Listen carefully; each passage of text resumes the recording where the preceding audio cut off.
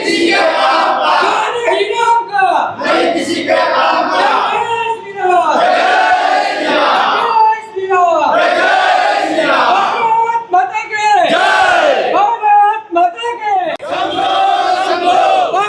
हिंदू समाज ने लागणे भावनगर हिंदू समाज ने लागणे जय जय श्री राम, जय जय श्री राम।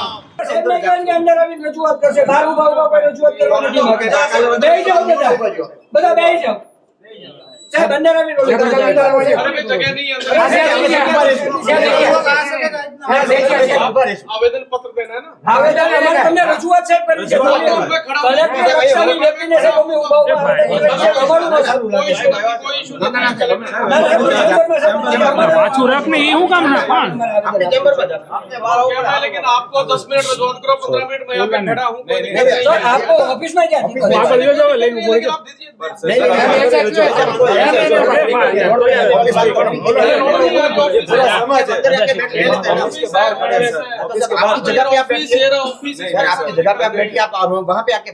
ભાવનગર શહેરમાં અશાંત ધારામાં મિલકત તબદીલી કરી લેવાના જે મસ્ત મોટા કૌભાંડ છે તેનો પર્દાફાશ થયો છે અને આ જે મામલો સમગ્ર છે તે વધુ ને વધુ ઉગ્ર બનતો જઈ રહ્યો છે। ગઈકાલે જૈન સમાજના જે અગ્રણીઓ છે તે ભાવનગરની કલેક્ટર ઓફિસે છે તે કચેરી છે ત્યાં તેની રજૂઆત કરવા માટે પહોંચ્યા હતા અને હવે આજે છે વિવિધ હિન્દુ સંગઠનો છે તેઓ મોટી સંખ્યામાં ભાવનગરના કલેક્ટર મનીષ કુમાર બંસલને છે તે આવેદન દેવા માટે પહોંચ્યા છે। હજુ થોડા દિવસ પહેલાં જ ભાવનગરની જે એસડીએમ કચેરી આવેલી છે ત્યાં એસડીએમ પ્રતિભા દહિયાના જે ડ્રાઈવર છે મોમીન તેનો એક 14 લાખ રૂપિયાનો કથિત ઓડિયો અને વિડીયો છે તે વાયરલ થયો હતો અને તેમાં છે તે 14 લાખ રૂપિયાની લાંચ લેતો હોય તેવા પણ ગંભીર આક્ષેપ થયા હતા અને ભાવનગરથી લઈને સમગ્ર ગાંધીનગર સુધી છે તે હડકંપ મચી જવા પામ્યો હતો।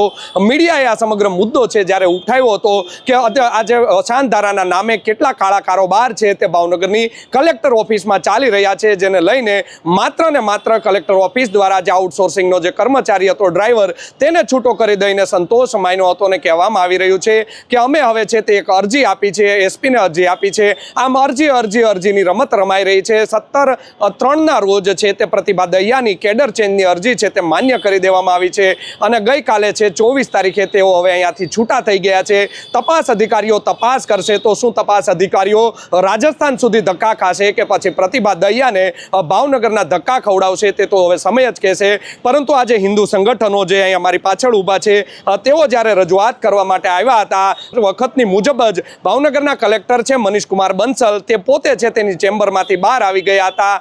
જાણે કોઈ આવારા તત્વો છે તે રજૂઆત કરવા આવ્યા હોય તેમ કહેવામાં આવ્યું હતું કે હું ચેમ્બરની બહાર આવું છું, તમને રજૂઆત કરવા હું ઓફિસની અંદર નહીં આવવા દઉં। તેને લઈને પણ ભારે છે તે ચળભળ થઈ હતી અને ત્યારબાદ મનીષ કુમાર બંસલ દ્વારા છે હિન્દુ સમાજના જે આગેવાનો છે તેને અંદર બોલાવવામાં આવ્યા હતા। હિન્દુ સમાજના જે આગેવાનો છે તેની સાથે વાત કરવાનો પ્રયત્ન કરીશું। 10 દિવસ પછી સંગઠનો જાગ્યા છે, પરંતુ જાગ્યા ત્યારથી સવાર તેવું માની લઈએ। અશોકભાઈ, સૌ પ્રથમ આજે રજૂઆત કરવામાં આવી છે, શું રજૂઆત કરવામાં આવી છે અને શું તમારી હવે માંગ છે? ભાવનગરની અંદર જે 8 દિવસ પહેલાંનો જે બનાવ છે કે કલેક્ટર કચેરીના એક ડ્રાઈવર દ્વારા 14 લાખની જે લાંચની માંગણી કરવામાં આવી હતી એ આપના મીડિયાના માધ્યમથી ભાવનગર અને સમગ્ર ગુજરાતને જે જાણવા મળ્યું એ બદલ પહેલાં તો ભાવનગરની હિન્દુ પ્રજા દરેક મીડિયાવાળાનો ખૂબ ખૂબ આભાર માને છે। અમારી આજની રજૂઆત હતી કે ડ્રાઈવર કક્ષાની વ્યક્તિ 14 લાખની માંગણી ન કરી શકે એટલું ડ્રાઈવરનું કામ નથી અને આમાં શંકાના દાયરામાં આખી કલેક્ટર કચેરી આવે છે। એનું કારણ છે કે ડ્રાઈવરને ખાલી છૂટો કરી અને બધે સંતોષ માન્યો છે। તો અમારી માંગણી એવી છે કે લાંચ દેનાર, લાંચ લેનાર જે અધિકારીઓ આની અંદર સંડોવાયેલા હોય એની ઉપર કાયદેસરની કાર્યવાહી કરવામાં આવે। હર્ષભાઈ સંઘવી જેમ કહે છે કે કાયદામાં રહેશો તો ફાયદામાં રહેશો, તો એ કાયદો અમારે ભાવનગરની અંદર જોવો છે। આ જે કૌભાંડ કર્યું છે ને હિન્દુ પ્રજા સાથે જે દોહ કર્યો છે એ લોકોને ખુલ્લા પાડવામાં આવે, બધાની ઉપર કાયદેસર કાર્યવાહી કરવામાં આવે અને ભાવનગરના એસપી સાહેબને પણ અમે હિન્દુ સંગઠનો એક વિનંતી કરીએ છીએ, એક રજૂઆત કરીએ છીએ કે આવા લોકોને ખુલ્લા પાડી અને ભાવનગરની અંદર એનો પણ વરઘોડો કાઢવામાં આવે એવી હિન્દુ યુવા સંગઠન અને ભાવનગરના દરેક હિન્દુ સંગઠનોની લાગણી અને માંગણી છે। અચ્છા અશોકસિંહભાઈ, ખાસ કરીને રાજકીય લોકો હોય છે, કોઈ પણ પક્ષ સાથે જોડાયેલા હોય છે, જ્યારે અશાંત ધારો ભાવનગરમાં લાવવામાં આવ્યો તો ભાજપ હોય કોંગ્રેસ હોય તેમના ચપ્પલના જ્યારે તળિયા ઘસાઈ ગયા 25 થી 30 વર્ષ પછી ભાવનગરમાં અશાંત ધારો લાગુ થયો, આજે તમે રજૂઆત કરવા માટે આવ્યા છો, કેમ કોઈ રાજકીય અગ્રણી તમારી સાથે નથી? પહેલી વાત તમારી, આ બીજી વાર હું તમારા મીડિયાના માધ્યમથી સાંભળું છું કે કોંગ્રેસના અને ભાજપના તળિયા ઘસાઈ ગયા. કોઈએ આમાં કોઈ મહેનત કરી નથી.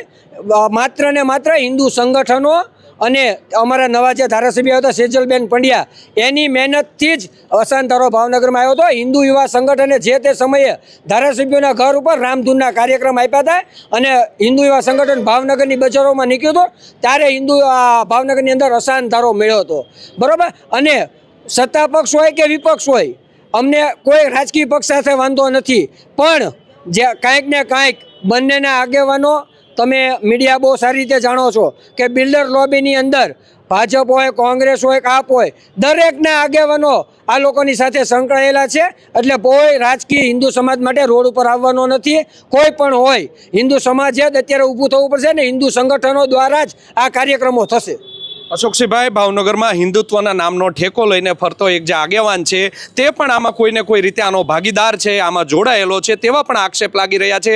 આજે તે પણ આ કાર્યક્રમમાં દેખાયો નથી. આ જે કાર્યક્રમ તમે જે વાત કરો છો કે હિન્દુ સમાજના આગેવાનો, એવા ઠેકા લઈને ભાવનગરની અંદર એવા ઘણા રખડે છે. અમારે કોઈના નામ કે કોઈની સાથે ટીકા ટિપ્પણી નથી કરવી, પણ કયા મોઢે આવે, કેમ કે વિધર્મીઓ જેમના ભાગીદાર હોય છે તો એમના બંનેઓને અને ઇફતાર પાર્ટીમાં જવાવાને ખરાબ લાગે એટલે કોઈ આ કાર્યક્રમોમાં આવતા નથી. ઉદયભાઈ, શું કહેશો? આજે રજૂઆત કરવા માટે આવ્યા છો. સૌપ્રથમ તો આપને અંદર જ નહોતા જવા દેવામાં આવ્યા. સૌપ્રથમ જ્યારે અમે આવેદન આપવા માટે કલેક્ટર સાહેબની કેબિન પાસે ગયા ત્યારે તો સાહેબે પોતે જ એવું કીધું કે ભાઈ હું બહાર આવું છું, પણ હવે જો આજે એક એવો બનાવ બન્યો છે, એવી વાત બની છે કે અમે જ્યારે આટલા સંગઠનો સાથે મળીને આવેદન આપવા જઈ રહ્યા છીએ ત્યારે કલેક્ટર સાહેબ એમની ઓફિસમાં અમને પ્રવેશ નથી આપતા. આ વાત યોગ્ય નથી. પહેલી વાત તો એ બહાર આવીને એમ કહે છે કે હું બહાર આવીને લઈ લઉં છું, તમને સાંભળી લઉં છું. આ કોઈ યોગ્ય વાત નથી. બીજી વાત, અશાંત ધારો છે એ 2023માં લાગુ પડ્યો છે. એ લાગુ પડ્યા પછી અત્યાર સુધીમાં ઘણા જ દસ્તાવેજો એવા થયા છે તો એ અશાંત ધારાના નિયમ વિરુદ્ધ થયા છે. તો એની ચોક્કસ પ્રકારે યોગ્ય પ્રકારે માંગણી અમે એવી કરીએ છીએ કે એના પુરાવા સાથે અમે રજૂ કરીએ છીએ અને એના યોગ્ય રસ્તા ઉપર યોગ્ય અધિકારીઓ જે આમાં સંડોવાયેલા છે, જે લોકો સપોર્ટમાં છે, તો એમ સામે આવે અને કલેક્ટર સાહેબ અને શાસક પક્ષ અમને સહકાર આપે તો જ આ વસ્તુ પોસિબલ થઈ શકે. અમારી માંગણી એવી છે કે અશાંત ધારો છે એ જળવાઈ રહેશે તો હિન્દુ મુસ્લિમની એકતા પણ જળવાઈ રહેશે. તો આના માટે અમારા પ્રયાસો છે. તો અમારા સંગઠન દ્વારા. અચ્છા ઉદયભાઈ, ખાસ કરીને જેટલી પણ અશાંત ધારામાં અરજીઓ કરવામાં આવે છે તેમાં ભાવનગર પોલીસ દ્વારા છે તે નેગેટિવ રિપોર્ટ આપવામાં આવે છે, તો શું માનો છો કલેક્ટર ઓફિસમાં એવો શું જાદુ થાય છે કે આ જે નેગેટિવ રિપોર્ટ હોય છે તે પોઝિટિવ થઈ જાય છે? હવે આ જે તમે કહો છો અશાંત ધારામાં હકીકતમાં એક નિયમ એવો પણ છે કે ભાઈ કોઈ પણ દસ્તાવેજ થતો હોય અને એમાં જો હિન્દુ યા મુસલમાન હોય, યા મુસ્લિમ યા તો હિન્દુ હોય છે, તો ત્યારે 5 વ્યક્તિની એવી સાઇન પણ જોતી હોય છે કે આજુબાજુમાંથી આપણે એમને આપવી પડતી હોય છે. તો જો એ કંઈક ને કંઈક લોકો એની સાથે જોડાયેલા હશે યા તો કોઈ અધિકારીઓ એની સાથે સંકળાયેલા હશે તો જ આ વસ્તુ પોસિબલ બનતી હોય છે. બાકી અત્યારે જે અશાંત ધારાના નિયમ પ્રમાણે આ વસ્તુ પોસિબલ થવી શક્ય નથી. કેતનભાઈ, ખાસ કરીને જે ભાવનગર પૂર્વનો વિસ્તાર આવેલો છે, આપ પણ ત્યાંના રહીશ છો, શું કહેશો? મોટી માત્રામાં મિલકતો છે તે તબદીલ થઈ રહી છે. આમ તો મારી પાસે ઘણા પુરાવા સાથે બધું છે જ તે આપને બી હું સુપ્રત કરી રહીશ બધું. બાકી લગભગ તો જોયો તો લગભગ બેકવર્ડ એરિયામાં વધારે આ લોકો દબાવી કરાવીને બધું મિલકતની તબદીલી કરાવે છે. એટલે આમ જોયો તો કૃષ્ણનગરને જે આપણા વિસ્તાર છે ગીતા ચોકથી તો લગભગ બ્રેક મારી દીધેલી છે. એટલે એ લોકો આ બધું સુધી હવે આવી શકે બધા એક્ટિવ છે પબ્લિક બીને હતી. અચ્છા, ખાસ કરીને હવે નગરપાલિકાઓની જે ચૂંટણી છે તે નજીક આવી રહી છે. રાજકીય લોકો છે તે અશાંત ધારાના નામે પોતાના અનેક રોટલા શેક્યા છે. હવે અત્યારે જ્યારે લોકોને પબ્લિકને જરૂર પડી છે ત્યારે એક પણ નેતા છે, કોઈ પણ પાર્ટીનું હોય, ભાજપ હોય, કોંગ્રેસ હોય કે આમ આદમી પાર્ટી હોય, તે અહીંયા ડોકાતો નથી. તમારી પ્રજાની જે મુશ્કેલી છે તે જાણવા માટે આવતો નથી. શું ચૂંટણીમાં તેને ભોગવવાનું રહેશે કોઈ પણ પાર્ટી હોય? હવે એ તો પબ્લિક ઉપર આખું ડિપેન્ડ છે. કારણ કે અત્યારે જો તો એક શાસક પક્ષ એક જ છે અત્યારે હિન્દુત્વ માટે હોય છે. બધા આમાં એવો નથી હોત, પણ અમે જેટલી જગ્યાએ ગયા અમે રજૂઆત કરેલી એ લોકો અમને પોઝિટિવ રિસ્પોન્સ, પોઝિટિવ જવાબ આપેલા બી છે. અચ્છા, ખાસ કરીને કેતનભાઈ જો વાત કરવામાં આવે જે પૂર્વનો વિસ્તાર છે, જે કૃષ્ણનગર આવેલું છે, ત્યાં શહેર ભાજપના પ્રમુખ છે કુમાર શાહ, તે પોતે તે વિસ્તારમાંથી આવે છે, તો તે આ બાબતે કોઈ સંજ્ઞાન લે છે કે નથી લેતા? તમે આગેવાન છો, શું તમારા ધ્યાનમાં આવ્યું છે? ના, એ પોતે રિસ્પોન્સ આપે છે અને પોતે એટલે એને ધ્યાનમાં લે બી છે. કોઈ પગલાં લીધા છે અત્યાર સુધીમાં? પગલાં તો હવે આખું ટેકનિકલી બધો સરકારનો વિષય થઈ ગયો, એમાં આપણને તો કોઈ ખ્યાલ વસ્તુ ના, ઇન્ટરનલી શું કરશે એ તો આગામી દિવસોમાં ખબર પડશે. આપ જ્યારે પણ રજૂઆત કરવા આવો છો ત્યારે કલેક્ટર આપને મળતા નથી, આજે મહા મુસીબતે મળ્યા છે, શું કહેશો? હા, તો મેં તો લગભગ આમ જોયો તો આટલા વખતમાં જેટલી વાર આવેદન દેવા હતા, ફર્સ્ટ ટાઈમ મેં સાહેબનો ટચ થયો છે. મેં તો સાહેબને પહેલી વાર આજે રૂબરૂ જોયા, બાકી મીડિયામાં તો જોતા જ હોઈએ છીએ. બાકી ફર્સ્ટ ટાઈમ એવું બને કે બધા સંગઠનના સપોર્ટથી આજે બધું સાહેબે એટલો સાંભળ્યા અમને. સંતોષભાઈ, શું કહેશો? હિન્દુ વિવાહ સંગઠન આપ ચલાવી રહ્યા છો, આપ આજે રજૂઆત કરવા માટે આવ્યો છો, કેટલી ન્યાયની આશા છે? ન્યાયની આશા તો થોડી ઘણી તો છે, પરંતુ આ અસાન ધારાની અંદર જે મિલકત લે વેચ થાય છે એમાં વિધર્મી માફિયા પણ છે, સાથે હિન્દુ માફિયા પણ છે. તો આમાં યોગ્ય તપાસ થઈને જે હિન્દુ માફિયા છે ને એને પણ ખુલ્લા પાડવામાં આવે, જે રાજકીય બી હોય કે કોઈ અન્ય સંગઠનોમાં હોય બી, કોઈ બી જગ્યાએ કે કોઈ બી આગેવાન હિન્દુ જોડાયેલો હોય આની સાથે, એમાં હિન્દુ આગેવાન ઉપર પણ કડકમાં કડક કાર્યવાહી થવી જોઈએ. આમાં તમારા ધ્યાનમાં આવા કોઈ માફિયા છે? ધ્યાનમાં તો નામ એવા આવ્યા છે કે અલ્ટિમેટલ કોઈ છે નહીં, પરંતુ હિન્દુ માફિયા ઝાઝા છે જે લેન્ડ ગ્રેબિંગ કરાવડાવે છે. તો શું હિન્દુ યુવા સંગઠન છે તે આવા માફિયાઓને હવે ક્યારે ખુલ્લા પાડશે? હિન્દુ યુવા સંગઠન 10 દિવસ આમની રાહ જોવે છે. 10 દિવસના અલ્ટિમેટમાં જો આમાં કામ નહીં થાય તો સરકાર શ્રી પાસે તેને ખુલ્લા પાડવાનો પ્રયત્ન કરવામાં આવશે અને ખુલ્લા પડાવશું પણ ખરી. 10 દિવસ પછી આપ જાગ્યા છો, આટલું લેટ કેમ થયું? નહીં, લેટ અમે તૈયારી કરતા હતા. અમે હરેક વિસ્તારની, કેતનભાઈ વોરા દ્વારા હરેક વિસ્તારની અરજી લીધી અને અરજી દ્વારા અત્યારે આજ રજૂઆત કરવા આવ્યા છીએ, જેથી કરીને અમને સવાલ પૂછવા અમે કયા વિસ્તારમાં તકલીફ છે તો અમે લેખિત રજૂઆત કરી શકીએ કે આ વિસ્તારમાં તકલીફ છે અને આ વિસ્તારની અંદર આવા નકલી દસ્તાવેજો બન્યા છે, એ અમે સામે રજૂ કરી શકીએ. તે માટે 10 દિવસ. કેટલા વિસ્તારની અરજીઓ આપવામાં આવી છે અને કયા કયા વિસ્તારમાં તકલીફ છે તે તમારા ધ્યાનમાં આવી છે? ધ્યાનમાં તો અત્યારે હાલમાં ભાવનગરના સમગ્ર વિસ્તારમાં છે, પૂર્વમાં પણ છે, પશ્ચિમમાં છે.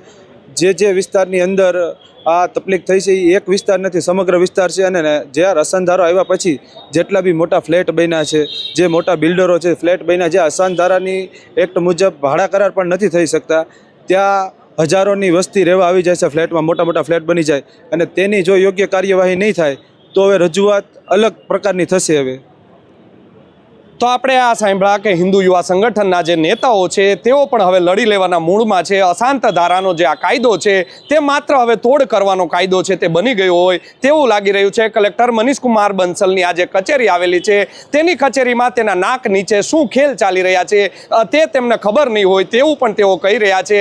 તેમને નીચેને માળે જે અશાંત ધારાની જે ઓફિસ આવેલી છે, આ જે સમગ્ર કૌભાંડ રચાઈ રહ્યું છે તેમાં કયા કયા કર્મચારીઓ છે તે સામેલ છે તેને લઈને પણ હજુ સુધી કોઈ કલેક્ટર કે કોઈ વ્યક્તિ છે તે બોલવા તૈયાર નથી. તે તેમને અશાંત ધારામાં મિલકત તબદીલ કરવા માટે મળી છે, કેટલી અરજીઓ નથી મળી. સાથે તેમનું કહેવું છે કે છેલ્લા 6 મહિનામાં છે તે 31 અરજીઓ છે તે માન્ય કરી દેવામાં આવી છે. 267 કરતાં વધુ અરજીઓ છે તે હજુ સુધી પેન્ડિંગ છે. આ મામલે તેમને અનેક સવાલો પૂછવામાં આવ્યા હતા કે શા માટે છે તે માત્ર અરજી દેવામાં આવી છે, ફરિયાદ શા માટે નોંધાવવામાં નથી આવતી. ત્યારે તેઓ કહી રહ્યા છે કે માત્ર પહેલાં અરજી જ આપવાની હોય, પછી ફરિયાદ છે, પોલીસ તપાસ કરશે, પછી ફરિયાદ નોંધાશે. પરંતુ સુપ્રીમ કોર્ટનું જજમેન્ટ છે તે આ કલેક્ટરને પણ નહીં ખબર હોય. શું ભાવનગરના કલેક્ટર છે તે રાજા કહેવાય છે, તેમને કાયદાનું જ્ઞાન નહીં હોય. સૌ પ્રથમ ફર્સ્ટ ઇન્ફોર્મેશન રજિસ્ટ્રેશન છે તે કરાવી દેવામાં હોય છે. કોઈ પણ ગુનો બને તો FIR છે, એટલે કે મેં કહ્યું તેમ ફર્સ્ટ ઇન્ફોર્મેશન રજિસ્ટ્રેશન છે તે કરાવી દેવામાં હોય છે. ત્યારબાદ છે તે આરોપી છે કે નથી તે પોલીસે તપાસ કરવાની હોય છે.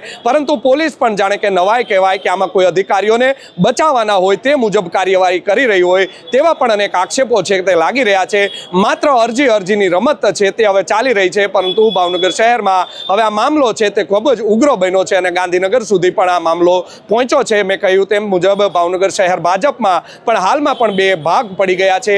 વોટ્સએપના માધ્યમથી 2 મેસેજ છે તે 2 જૂથના વાયરલ થયા છે. સામે આક્ષેપો છે તે થઈ રહ્યા છે કે આ જે આગેવાન છે તે મિલકત તબદીલીમાં તેના 4 હાથ છે.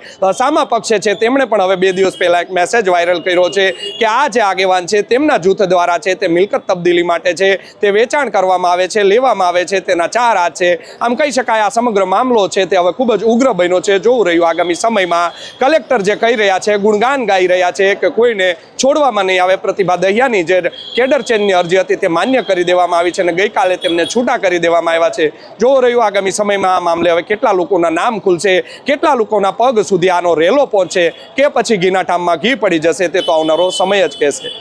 યશપાલસિંહ ચૌહાણ, નવજીવન ન્યૂઝ, ભાવનગર.